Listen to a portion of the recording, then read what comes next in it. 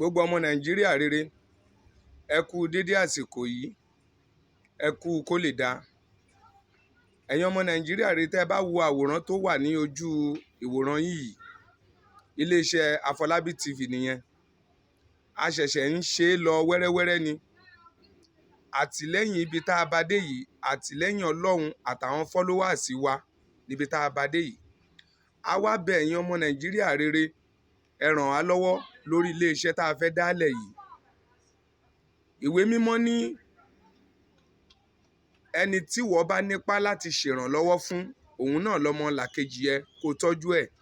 Gbogbo ẹ̀yin ọ̀tọ̀kùlú, gbogbo ẹ̀yin ọlọ́làlú, gbogbo ẹ̀yin tọ́lọ́run mí sí, gbogbo ẹ̀yin tọ́lọ́run ràn lọ́wọ́, ẹ bá wa ṣe ìrànlọ́wọ́ fún iléeṣẹ́ Afọlábí TV yìí láti parí ẹ̀.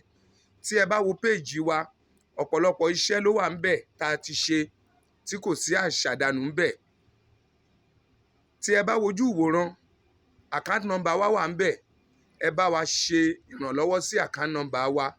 Ọlọ́run á ràn yín náà lọ́wọ́. Ẹ ní wówó tì nígbà kankan, àánú Ọlọ́run ò ní fi yín sílẹ̀.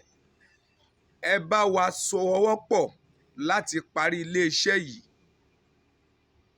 Ọlọ́run á ràn yín lọ́wọ́. Gbogbo ọlọ́làlú, gbogbo ọ̀tọ̀kùlú, ẹ ràn wá lọ́wọ́ lórí iṣẹ́ yìí. Gbogbo ohun tẹ́ ẹ bá nípá ní kẹ́ ẹ fi ràn wá lọ́wọ́ lórí ẹ̀. Ọlọ́run á ràn yín náà lọ́wọ́. Iléeṣẹ́ Afọlábí TV, gbogbo wa la pawọ́pọ̀ láti kọ́, láti tún ṣe, láti gbé kalẹ̀. Ẹ ní wówó tì. Ẹ bá wa share ẹ̀, ẹ bá wa comment ẹ̀, ẹ bá wa like ẹ̀. Ẹ kú bẹ́ ẹ ṣe ń kẹ́tí sí wa. Ẹ wojú ìwòran yìí, ẹ rí account number wa ńbẹ̀. Ẹ bá wa ṣèrànlọ́wọ́ síbẹ̀. Ọlọ́run á ràn yín náà lọ́wọ́, kò ní fi yín lẹ̀ nígbà kankan. Ọlá yín ò ní relẹ̀ o. Ẹ ṣe bẹ́ẹ̀ ṣe ń kẹ́tí.